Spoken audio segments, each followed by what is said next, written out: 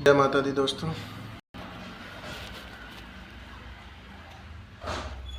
जय माँ गंगे। हर हर महादेव। दोस्तों जो मेरे चैनल पर जुड़ रहे हैं नए नए लोग, उनके लिए मैं बहुत बहुत धन्यवाद। मेरे चैनल को सब्सक्राइब कीजिए। दोस्तों आज आपको मैं बताऊंगा कि घर के अंदर किसकी पूजा होनी चाहिए।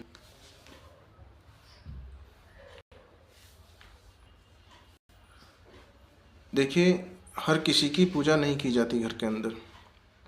अपने घर के अंदर अपनी कुलदेवी और कुलदेवता की पूजा की जाती है। अब मैं आपको बताऊंगा कुलदेवी और कुलदेवता कौन होते हैं।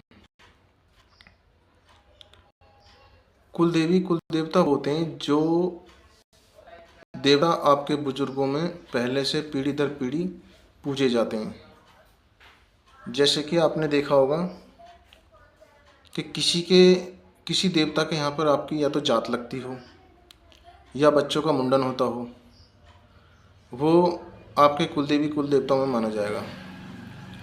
और एक देवता वो होते हैं जो आपके परिवार में जो पीढ़ी दर पीढ़ी जो पूज रहे हैं, जैसे आप जिनका भोग देते हो। जैसे आपने देखा होगा कि किसी किसी के साल भर में या 3 साल में कोई कार्य होता हो या छठे महीने कोई कार्य होता हो, जैसे कि माता रानी का बकरा हुआ या किसी देवता का कोई भार हुआ, कि जैसे कि मीरा बाबा के होते हैं या झारगोगा जी महाराज के होते हैं। जो मतलब हमारे पीढ़ियों में जैसे किसी ने बोल दिया कि हम देवी माँ के थाल भरेंगे हर तीसरे साल या पंचवर्षीय में या जागरण हो, तो वो उनकी कुलदेवियों में आएंगी। यानी परिवार का जो भार है वो उनके ऊपर रहेगा। और जैसे किसी का आपने देख लिया माता रानी का बकरा होगा, तो वो भी आपकी कुलदेवी में आएगी। या किसी देवता का आपने जागरण बोल रखा है उस तरीके से, तो वो कुलदेवी कुलदेवताओं में आते हैं। जो बड़े देवता होते हैं घर के मुख्य, इन देवताओं को पूजना बहुत ही ज़रूरी है। यदि आप इन देवताओं को नहीं पूजेंगे तो ना तो आपके पितृ ठीक रह सकते, ना आप लोग ठीक रह सकते, ना ही कोई भी आपके कार्य बनेंगे, ना ही कोई भी आपका काम या शुभ काम कोई नहीं होगा जब तक ये खुश नहीं होंगे। तो यदि आपको नहीं पता है आपके कुलदेवी कुलदेवता कौन है, तो आप अपने बुजुर्गों में मालूम कर सकते हैं कि हमारी कुलदेवी कुलदेवता कौन है, जो हमारे पीढ़ी दर पीढ़ी पूजती आ रहे हैं। देखिए, उनका एक बहुत बड़ा भार होता है परिवार के ऊपर। वो किसी को भी, अगर वो ठीक हैं, आप उनकी सेवा अगर सही तरीके से कर रहे हैं, तो किसी को भी इधर उधर भटकने नहीं देंगे।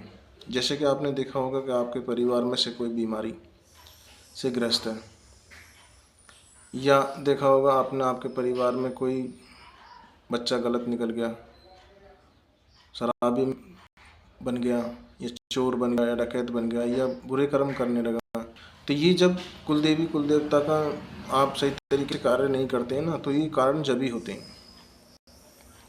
तो ध्यान करके अपने कुलदेवी कुलदेवता और पितृ इनको मजबूत कीजिए। और पितरों का भी ये जरूर ध्यान रखें कि पितरों की आप पूजा कर रहे हैं जैसे, तो क्या आप पितरों को ही पूज रहे हैं या किसी और चीज़ को।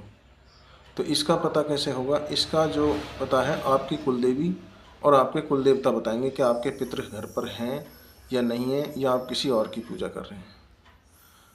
और जैसे कि ज़्यादातर आपने देखा होगा पितरों का जो है होली दिवाली पर भोग दिया जाता है। आप प्लीज़ हाथ जोड़ के आपकी विनती है, आप ये भोग मत दीजिए, क्योंकि तब तक आपको पता ना पड़े कि आपके पितृ ही हैं आपके घर में, जब तक आप कोई भी भोग उनका ना दीजिए और ना ही वो भोग खाते हैं। कोशिश ये करें कि अपने जो पितृ हैं आपके, उनको जल का लोटा दिया जाता है। उन्हें जितना हो सके जल का लोटा सूर्य देव की ओर को अर्पण कीजिए। ठीक है दोस्तों, ये जानकारी थी पितरों से और कुलदेवी कुलदेवता के संबंधित। यदि और कोई जानकारी आपको चाहिए तो आप कमेंट में मुझसे बात कर सकते हैं। मैंने अपना मोबाइल नंबर भी वीडियो दे रखा है, आप मुझे कॉल कर से पूछ सकते हैं यदि आपको कोई भी समस्या है, भूत की, प्रेत की या किसी करे धरे की भी कोई समस्या है, तो आप मुझसे कॉन्टैक्ट कर सकते हैं। जय माता दी दोस्तों, जय माँ गंगे, जय भोलेनाथ।